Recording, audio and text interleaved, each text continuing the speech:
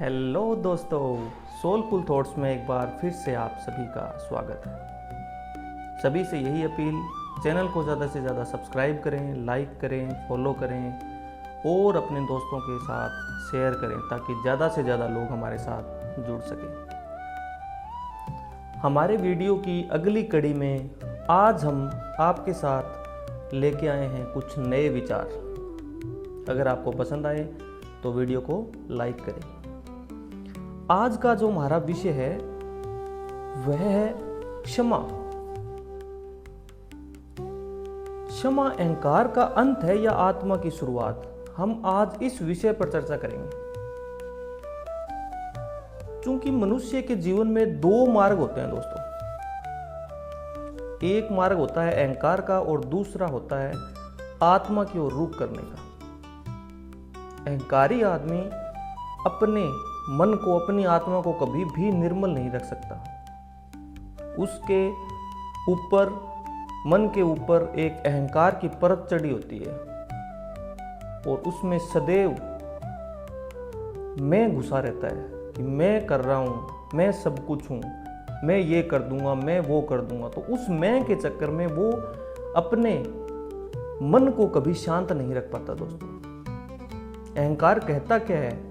अहंकार कहता है मैं सही हूं, बाकी सब गलत है। तो फिर मैं क्यों झुकूं? मुझे क्यों झुकना चाहिए? लेकिन आत्मा धीरे धीरे उस इंसान को कहीं ना कहीं मन के अंदर नोक करती है कि जहां मैं है वहां सत्य नहीं है। तुम रुक जाओ, तुम इस मैं को छोड़ दो। लेकिन एक बार अहंकार में फंसा हुआ आदमी खुद को निकाल पाने में लगभग असमर्थ होता है, अगर वह उस पर विचार ना करे कि वास्तव में मेरे साथ जो हो रहा है वो मैं के कारण हो रहा है। हम बचपन से सीखते हैं गलती मत करो। छोटे बच्चों को आज भी हम अपने बच्चों को यही बोलते हैं, गलती मत करो। लेकिन हम वर्षों से इस बात को फॉलो करते आ रहे हैं। हमें किसी ने बोला, हमारे पेरेंट्स ने बोला कि गलती मत करो। हम अपने बच्चों को बोल रहे हैं कि गलती मत करो, सही रास्ते पर चलो।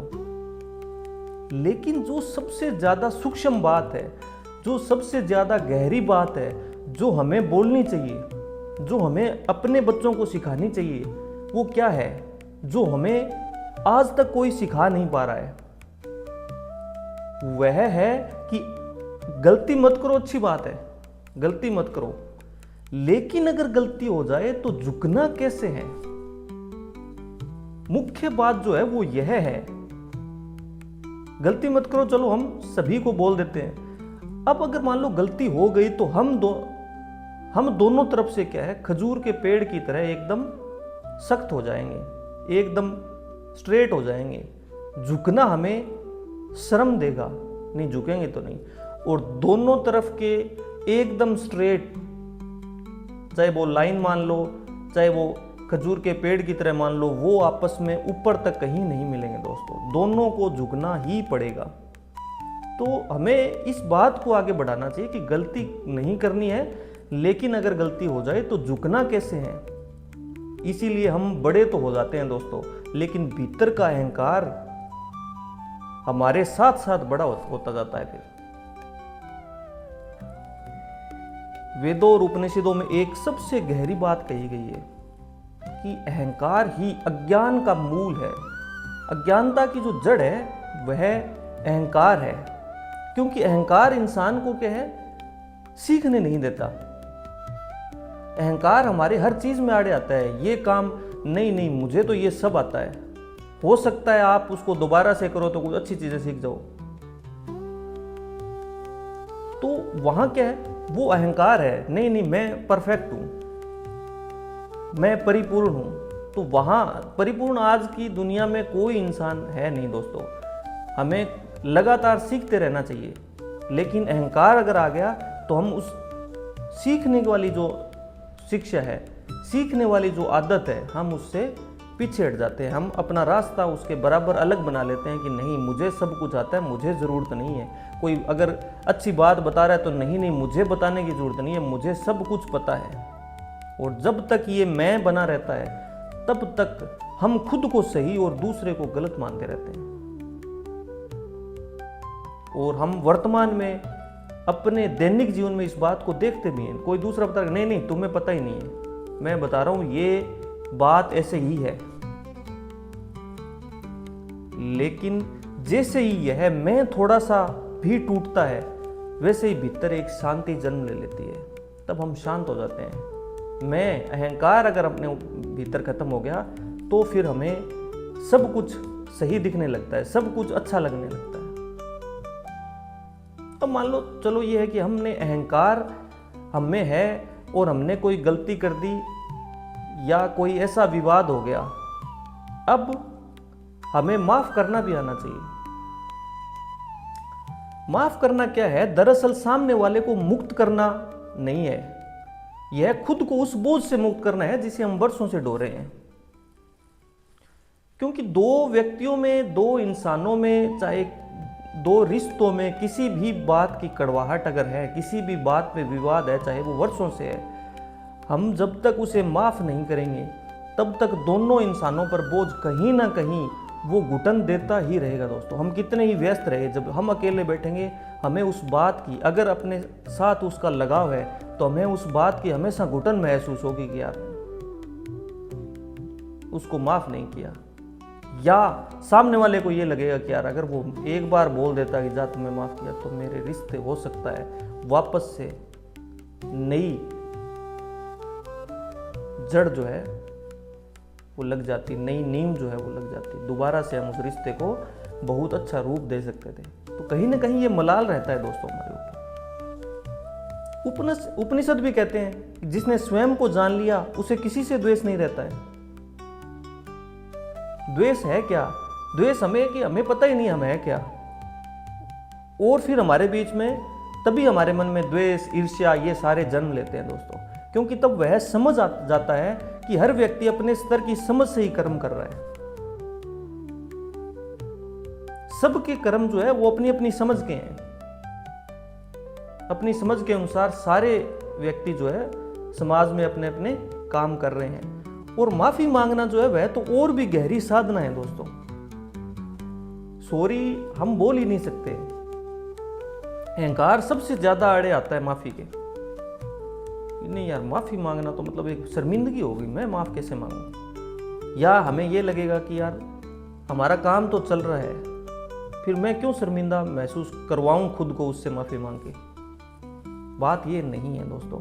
माफी मांगना एक अच्छी आदत है, माफी मांगना एक झुकाव है, माफी मांगना हमारे व्यवहार में एक बहुत ही बड़ा बदलाव है दोस्तों। यह कहना कि मुझसे गलती हुई सिर्फ एक वाक्य नहीं है, यह अपने अहंकार को समर्पित करने का क्षण है। अगर अपन माफी मांगते हैं तो हम अपने घमंड को, हम अपने अहंकार को एक साइड में छोड़ देते हैं कि यार चलो छोड़ो इस चीज को, तुम मुझे माफ कर दो। तो सामने वाला भी इस बात से गदगद हो जाता है कि यार, और देख भी रहे हैं इतनी घटनाएं हम देखते हैं, एक शब्द है कि मुझे माफ कर दो, सब कुछ भुला देता है।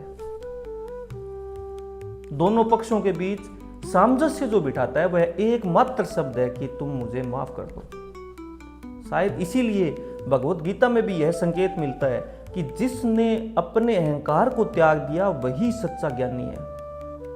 दुर्योधन ने अपने अहंकार को नहीं त्यागा था तो कितनी बड़ी हानि उसे उठानी पड़ी थी, कितना बड़ा मूल्य उसे चुकाना पड़ा था। क्योंकि ज्ञान का अर्थ जो है वह केवल जानना नहीं है, बल्कि अपने मैं को छोटा करना है। मैं सभी में है, मुझ में भी मैं है।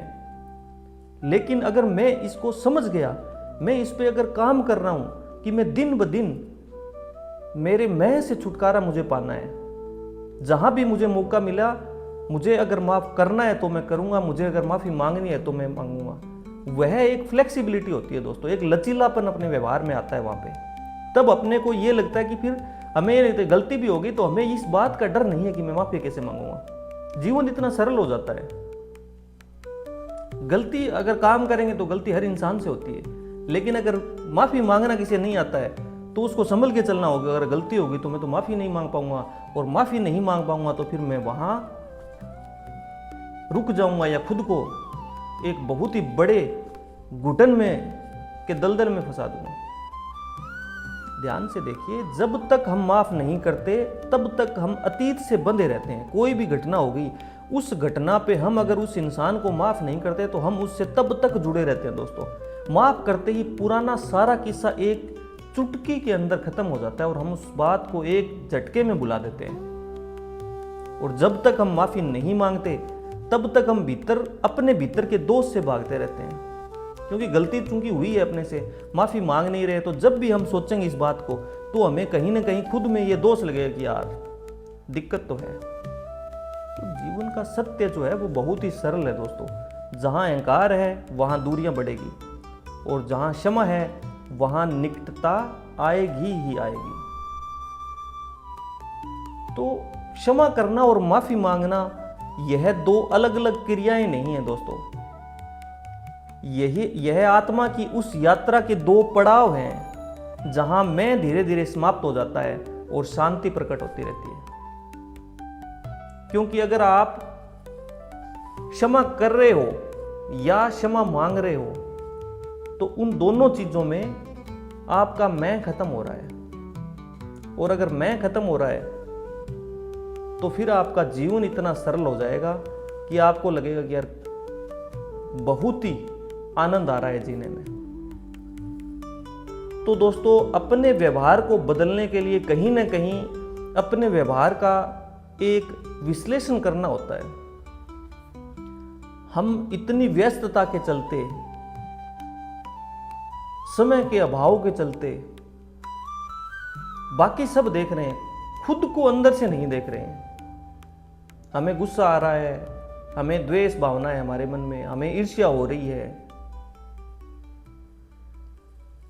तो ये हमारे अंदर, शरीर के अंदर, हमारे व्यवहार के अंदर जो बदलाव है, हम उसका इलाज नहीं कर रहे। हमारे शरीर में वैसे कोई रोग हो जाए हम तुरंत डॉक्टर के पास चले जाते हैं, लेकिन अपने व्यवहार के अंदर जो ये बदलाव, ये दुष्परिणाम है या ये खामियां हैं, इनको दूर फिर करने कौन आएगा? इनका कोई अलग से डॉक्टर बना है क्या?